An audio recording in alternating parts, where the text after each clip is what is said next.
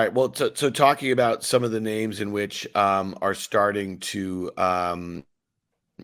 just kind of do a turn here in a way where like they probably corrected much earlier than the major indices did. But Carter, you've done some work. You had over 100 names that you identified. You're going to bring a few here, and we're going to ping you on a couple other names that are on our radar. But you call them bearish to bullish reversals here. Talk to us a little bit about what you're seeing in the chart, because that group of stocks that you put in the report today are about 10%, right, of this 1,700 or 1,600 that you were screening for these sorts of patterns. So we start typically, if we can, with the broadest universe available. The Russell 3000 represents 98% of the investable U.S. equity market. And if you just eliminate stocks under 400 million, just to get rid of things that are too small, the list shrinks to 2,531. If you eliminate stocks with less than 150,000 in average volume every day, it drops down to about 2,000. And then you want average daily volume of at least 10 million. And that gets you to about 1,700. And that's the universe that we typically will work off. One could say, but I like small cap $50 million stocks. They're great, but most clients can't traffic and things like that. So from a universe of 1,700, we singled out, not because we wanted it to be 10%, but just going through each one, 1 out of 10 is characterized as a bearish to bullish reversal. This is known in the street as a rounding bottom or bottoming out formation. But the bearish to bullish reversal moniker, I got that from my teacher mentor, is really a more accurate description. It was something that was preceding in a deep, severe downtrend, bearish, that is transitioning, reversing from bear to bull. And we do that by trying to see where the moving average turns. But you can see on the screen here, and this is the important thing, do those stocks have anything to do with one another? And one could say, yeah, they're all new tech, but they really aren't. One's for signing things, one's for lending money, isn't it, SoFi? And one is for billing. But the correlations are running at 80, 90% for a reason, because it's all about money flow. None of them probably are particularly cheap. Some of them might not even make any money. But stocks move because money moves into them. And so the point of showing you this comparative chart is just how similar they are. Which is to say, we're trying to catch moves in the market, themes in the market, we're not buying income statements and balance sheets. That doesn't work over time. But anyway, let's do a little bit of a movie. Let's start with just one. There's DocuSign. Let's add another. Let's add the third. You start to wonder. Now put in the S&P for fun. So what do we do here? This is where there's a prospect for alpha generation. Do we buy that black line?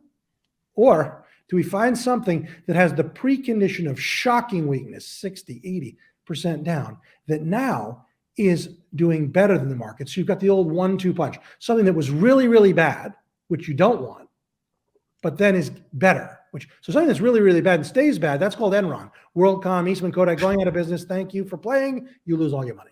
But you want something that has that precondition, but starts to emerge and turn. It's the Rocky Balboa. So everyone loves a comeback. These are stocks that are turning. And there could be others. You could put Peloton on there. You could put any number of stocks.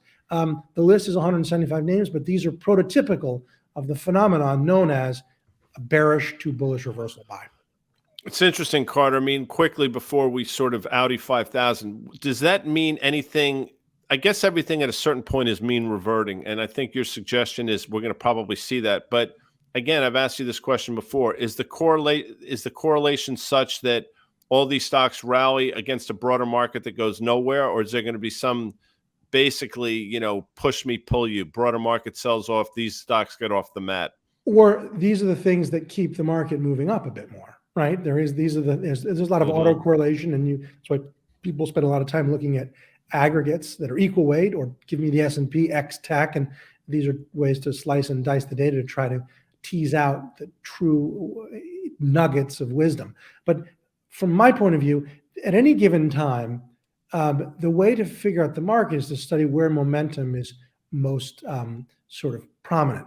And trying to study Walmart here is a waste of time. Costco is a waste of time. There's nothing that those two stocks, among any or many, could do here that will inform us. But if and as these all continue to bottom, animal spirits are on. There's momentum, there's money flow. If these falter, some have earnings come up, there's a message there too. We're trying to use certain stocks at certain times as a control mechanism for the market. Sometimes it's big banks, right? And sometimes it's tech or NASDAQ 100. Right now, it's beaten up names that are emerging from nightmare scenarios. So Carter, you deal with a lot of clients who use your technical work as a input to their process. Okay. And I would say that that is often how I view technical analysis. I find it a very important input for a whole host of reasons. You like using a lot of relative strength. You have a lot of stuff that I've learned from you over the last 12 years that you and I have been doing CNBC together. And I saw your work before that. And to me, it's just really part of a process.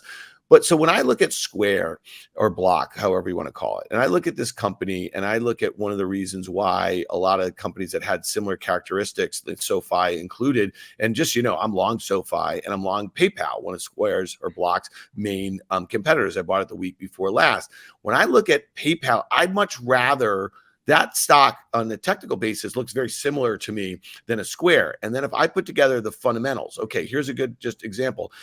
They both have really good balance sheets. They both have a lot of cash. They have some debt here. But when I look at PayPal, they have about 49% gross margins versus, let's say, Square at 36. Square might be growing a little faster, but PayPal is much more, it is just legit profitable. They're going to do $30 billion in sales and have $4 billion in GAAP net income this year, where Square is expected to do $20 billion in sales and actually be on a GAAP basis unprofitable.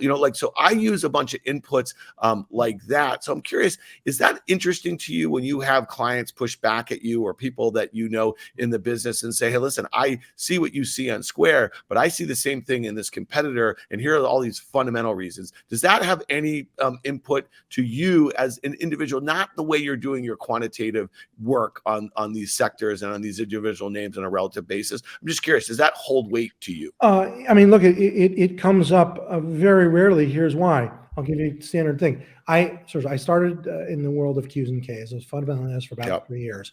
But the clients that I've interacted with for decades, they're doing that, and they're using my work as an overlay. Some use it as idea generation. Then they'll go investigate. Some use it as confirmation. Oh, he doesn't like it. Maybe we should cut it back. But what happens at this point, you can't teach an old dog new tricks. I'm 56 years old. Someone who's younger on a team might say, well, some of the things that you introduced, and then the lead PM, please, Carter doesn't care about that.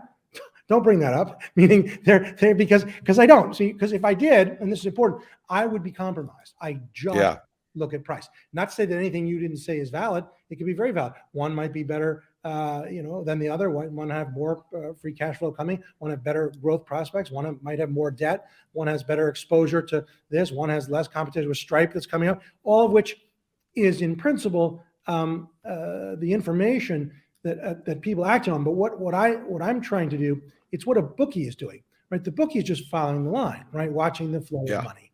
And PayPal is also has the elements of a bearish to bullish reversal. It's just that at this point, it's still below its 150-day moving average, and I typically want them to be above that